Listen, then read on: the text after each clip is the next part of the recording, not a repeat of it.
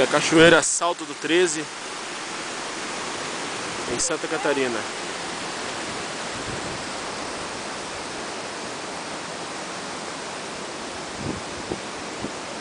Uma região totalmente abandonada,